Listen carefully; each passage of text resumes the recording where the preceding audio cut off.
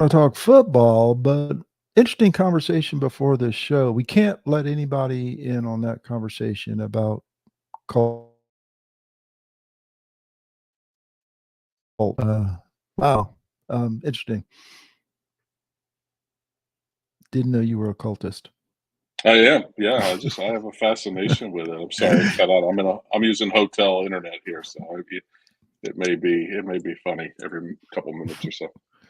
Jeffrey checks in and says, "Good evening. Hope all is well. All is well here. I have two questions for Beef, though. Part of our conversation before the show was about cults, but it was not about where are you tonight. And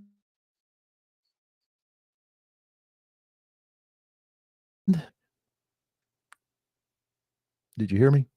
I didn't. I heard and then it cut out on me. Okay. So it's Where probably are you? on my. Where are you tonight? And how many podcasts are you doing today? I'm in the beautiful state capital of South Carolina, Columbia, South Carolina, in a really nice hotel. So that kind of makes it a little bit better. And I'm doing this one and one more. You can find me on the 5 Foot Nothing Pod with a friend of our show and diehard Notre Dame fan Mike Pauk.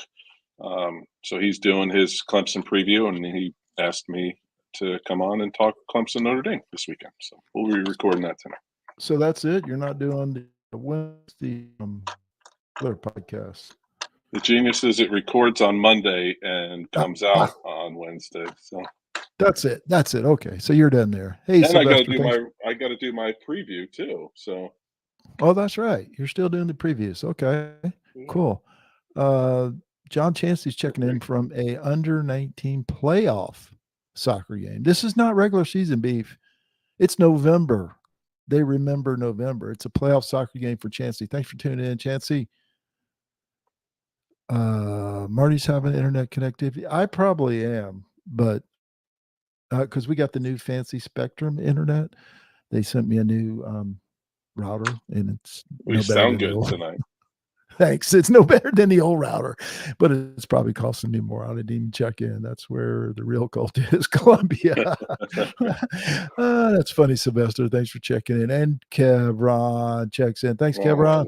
Good to see you, Kevin. All right, Beef. Much as we want to avoid talking about it, we got to talk about Clemson and North Carolina State. Last weekend, the Tigers are becoming borderline unwatchable. I see that. I know a lot of people are saying, I'm not going to the game. You can have my tickets or whatever, whatever. But there were. That's why he thinks I'm because I'm fading out and coming back. Um, I'm watching, right? It's not. It's I when I say it's unwatchable, it's just hard to watch Clemson play offensive football right now. Another loss. They dropped to 4-4. The 10-win seasons are over. Dabo's getting yelled at and on radio, and things are looking pretty. I didn't even notice that. Tyler from Spartanburg. Things are looking pretty bad for the Tigers right now. Why am I optimistic about this weekend? Yeah, maybe it's because of Tyler from Spartanburg. I don't know. There's a little glimmer of hope in my soul too that has for this weekend, but there's literally nothing to stand on. Whatever. I really think it's funny because everyone knows that my favorite show outside of Sluggo and Message Board Geniuses and 5 Foot Nothing Pot is the Dan Lebitard show. Apparently, he gets paid a little bit more than we do, but they were talking about how good Miami is. And I'll be honest with you, the last 2 weeks of opponents, this is my opinion, okay? My opinion only. The last 2 week of opponents, that includes Miami and North Carolina State, were two of the worst football teams I've seen play this year. I'm not even joking. Like, I know it was without Van Dyke 2 weeks ago. That quarterback was horrendous in the first half. MJ Morris last week was awful. They have literally both teams have one receiver each. Now, Miami has a stable of running backs, but the fact that Clemson, and I was tuned into Oklahoma and Kansas before the Clemson game, and they're both running up and down the field, receivers running wide open. I just have zero clue why Clemson cannot do that. I mean, UCF has wide receivers running wide open against Yes, Texas or whomever they're great. playing. And then you watch us, and we couldn't complete, and it's not even quarterback. It just seems like scheme. And again, I'm not an X's and O's guys, but it's so hard to watch this team play right now. And again, I don't know why I have a glimmer of hope this weekend. I'm hoping Tyler from Spartanburg, but both of those teams were awful. Outside of Peyton Wilson, pick six, because of course, right, this season. NC State had nothing, zero, no running game, nothing. We moved the ball at will, and somehow that last 4-minute drive, which we pride ourselves on, right? I keep saying we. Clemson prides itself on the last four, and we could. Clemson could not move the ball an inch, and it's just frustrating, man. And I'm a sunshine pumper. I've been accused of that forever. It's just you said it, Marty, and I'm sorry I keep stammering here, but like they're No hard worries. to watch right now. It is hard. I can't sit and watch. Like I'm not nervous or anything, but it's like you got to go do something else. Like, oh, does Right. my kid need his shoe tied? Like, yes, Daddy will do it. You know, it's so frustrating. Those are teams that old Clemson teams, I say old, even a couple of years ago, would have beat by 3 touchdowns or 24 points easily. Sylvester's saying it right here. We are wasting this championship defense. That defense is so dang good. 200 yards of total offense, and they win. How does that happen? I do have to address one comment. I love this. This will be our first ban. I don't know whether to ban JP or promote him, one or the other. He's seeing things real clearly, though. 3 and out, no inches. Yeah, the running game looked horrible. And I know Maffa ended up with like 90 yards or 86 or something like that once took the negative out, but it looked horrible in the first Marty, half. before we move on, let me just throw this stat out at you. And thanks to Skip Long, he's a friend of mine. Lawrence Long, for those Jeopardy watchers out there, he was the stay-at-home uncle who's a Clemson alum. He's a friend of mine. He said, and I'm sure this is easy to find, Clemson is second in the country in red zone possessions. I'm leaving it right there.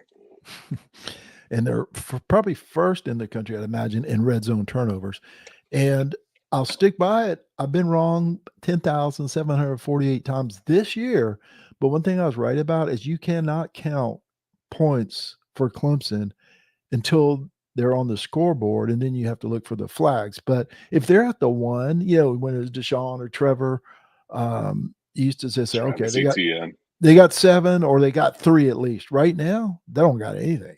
You don't know. They're 6 and longer. They're not getting it. The other team might score when Clemson's at the other team's won. We've seen that 3-4 times, it feels like, this year. Just completely horrendous. Sylvester Cry, 130th points. Well, luckily, Sylvester, there's now 133 teams or something. It's grown. It used to be just 120, so we're not last. We're close, but we're not last. And I say we like beef does. Beef, let's get our mind off of this bad stuff. And as I told you in Locks, as I texted you guys when Clemson lost, I said, hey, Oklahoma lost. Maybe everybody will talk about that. Oklahoma losing to Kansas. North Carolina lost to Georgia Tech. Colorado got robbed, literally. And Deion wants the NCAA to repay him. And Southern Cal rallied for a 50-49 win over Cal. Anything stand out to you other than Clemson's terrible offense? No, I'll be honest. Last week's slate of games outside of Oklahoma, I thought were rather not great. I mean, the best game that I was looking forward to was Tennessee, Kentucky, and on the scoreboard, it seemed close. It really wasn't. We got a little action going. I see that Chancey wrote about we're better than Akron. Yeah, we're probably better than a couple of these teams in the MAC, maybe. But maybe we get to prove that in the haircut bowl in the Sports Clips haircut bowl in Detroit or something. I don't know. The Poulan Weed Eater Independence Bowl. I'm showing my age. It was a good day of college football, but there was no games that kept me there. My wife went to bed at like 10 o'clock, and I was not far behind her. Yeah, Georgia Tech, North Carolina was a good game. I enjoyed that game too. I didn't see a down of it. I didn't even know. Locks just texted us. I think he said North Carolina, and I was like, "What about them?" And he said they lost to Georgia Tech. I saw none of it, and I had that on. Yeah. This was I was completely sober last week, and I had no beers. Took the weekend off, uh, as Jerry Jeff would say, to clean some cobwebs out. Um, That makes took two the of us. weekend off. Yeah, but I'll rectify that this weekend And probably. Clemson is hard to watch sober right now. Maybe that's why I'm had such a hard time last weekend. I was I've completely done it, I sober. did it a couple times with Trevor and Travis and Deshaun and Wayne Gallman and company. Yeah, this one, the last 3 years, it's been hard to do. I think I was just saving up my box. I was hitting my monthly quota, and now they're all saved up for the Notre Dame game this weekend. I got some shiners in the fridge that are ice cold, and I'm ready to kill them. Partake. Kill them. All right, Clemson, Notre Dame. Last I saw, Clemson was a 3-point underdog at home to the Notre Dame Fighting Irish. What are we thinking about this week? Beef, you're going to write a preview. I haven't looked into it much because of all the stuff we're talking about. It's just kind of depressing, but what's your take on the Clemson Notre Dame game this week? I mean, I think the only thing that Clemson fans can rest their hat on, or rest their laurels on, whatever the phrase might be, is the fact that sometimes this Notre Dame offense goes kaput with a decent defense. They kind of disappeared against Ohio State, which is a decent defense. Yeah, definitely. They disappeared against Louisville, who's not a great defense. The one thing that we can probably say, and stats won't lie, is that Clemson's defense is better than any one of the teams that maybe outside of Ohio State that Notre Dame has played. The flip side is Notre Dame put 53 up last week, 45 up the week before, so maybe they're getting it offensively. As long as they got Sammy, who's never beaten Clemson. Thank you, John Chancey. He's never beaten Clemson. Audric Estime, their running back, is a load. He was a pain in the tail for Clemson last year.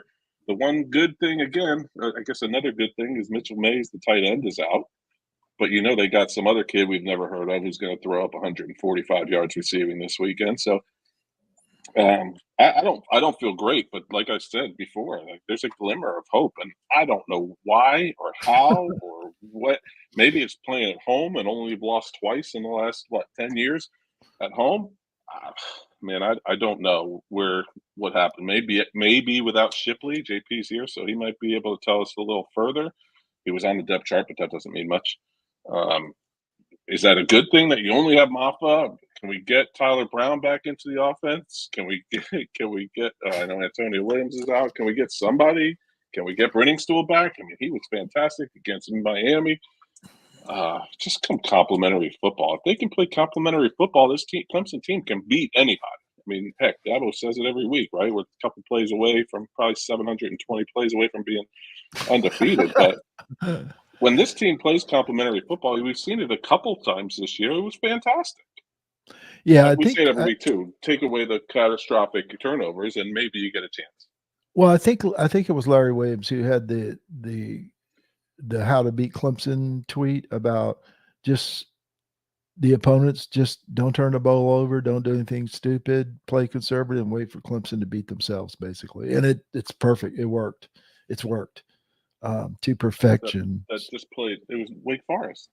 They just played a cloud defense and didn't get beat deep. And then but then Miami didn't. So there's many ways to beat Clemson this year. Actually, 4 that we saw. Yeah, no doubt. All right, let's see where we're at here in the old agenda. Clemson, Notre Dame, and you said you're gonna do a preview, right? You're gonna be writing up a preview. Oh yeah. Yep, okay. And thanks to John Chancey for sharing it as well on Rubbing the Rock. It's great. All right. But I literally do it out of the kindness of my heart, Marty. Well, you're a nice guy. You're the nicest guy I know from New Jersey. Of course, you're only the second guy I ever met. So you can only be the second worst or second best, but you're on top. You're on top, bud. Hey, here's a poll from last week. We had 12,000 responses. UT, that was Tennessee. Nobody liked my idea. That was Locks who won the poll. That's the only thing he won last week. Loser. And BYU beats Texas. I knew that was not going to happen after, I think, the first 3 plays of the game. And then Wake beats FSU, which, didn't happen either. So Locks was right. Locks was the winner. Nobody was right. last week. So we'll have another one coming up right now, as a matter of fact. Bold prediction for this week. I'm going back to the well, Beef. Kansas State beats Texas in Austin. They used to look down their nose at Kansas State, and then for about 6 years, Kansas State just crushed them with that big old quarterback who now I think is the offensive coordinator there, um, who just ran silly. And that's why I thought BYU had a chance, because I still remember Taysom Hill had like 300 yards rushing by himself against Texas. Of course, he was 29 years old. But but I think Kansas State is going to beat Texas in Austin. That's my bold prediction for the week. And for everybody in the chat, give us your bold prediction for this week. Beef, what's yours? Again, I've gone to this well and I've been wrong every time. So why stop? Why not just keep going? Because if you beat a dead horse enough, at some point it's going to come back to life. Mizzou beats Georgia. Ooh, Straight remember, up. I'm the one preseason. I'm the It's one at preseason Georgia. said Georgia will lose a regular season game. That's hilarious. If they score 14, they win. That's funny. Sad and funny. Okay, Beef says Georgia goes down to Missouri. I got Kansas State beating Texas. Locke says Clemson beats Notre Dame. Now, if you guys don't know Locke, he's not the most optimistic guy in the world when it comes to Clemson. So We that call him is Eeyore. that is saying something right there. Locks thinks, or he doesn't think Clemson will beat Notre Dame, but that's his bold prediction. Okay, week 9 recap, Beef. Week 9 recap. I know I got it here somewhere. I really have trouble here. I'm the worst producer in the world. I need some I need some lessons from you, my friend. Okay, Zach went 2-1. A good week for locks. Georgia minus 14.5. USC minus 11, Colorado plus 17. Now, I started out good.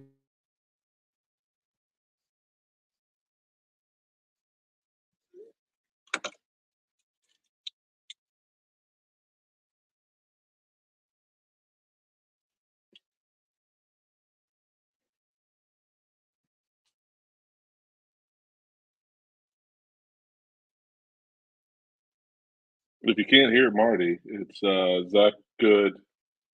Zach good, Marty not good, Casey really not good.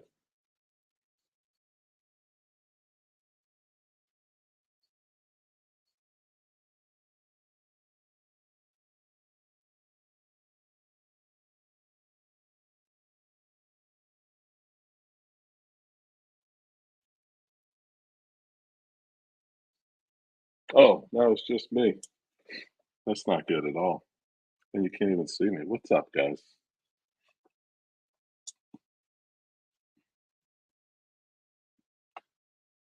I can't even put up comments because I'd love to answer questions with my passion, but can't even do that right now.